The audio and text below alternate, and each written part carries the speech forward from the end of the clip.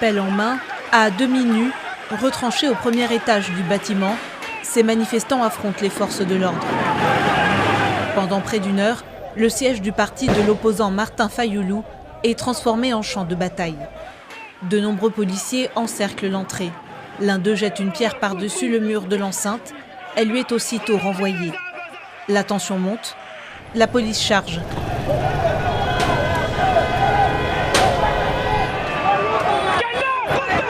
Un groupe finit par sortir.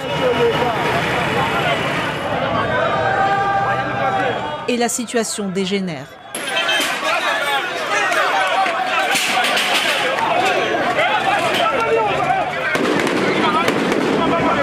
Très vite, des tirs se perdent dans la fumée des gaz lacrymogènes et des pneus incendiés.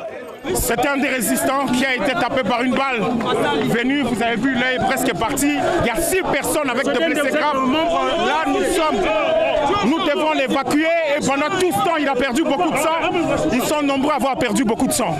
Nous sommes ici non pour défendre Martin Fayoulou, mais pour défendre le Congo. L'avenir du Congo, c'est entre les mains de la jeunesse. Sur place, Martin Fayoulou affirme avoir été victime de violences policières et déplore 11 blessés graves parmi les manifestants. Ça, c'est tombé juste à côté de moi. Une balle réelle. Cette douille est tombée juste à côté de moi. Donc, vous avez entendu, vous-même, vous étiez là, des tirs de sommation à l'arme lourde. Vous voyez la violence avec laquelle la police nous empêche de manifester. Selon le chef de la police, 2 policiers ont été blessés par des jets de pierre. Pour lui, les accusations de Martin Fayoulou sont une mise en scène. Par quel miracle c'était un portail fermé et comment on peut retrouver les chargeurs d'un policier à l'intérieur de son parti, ça c'est du théâtre.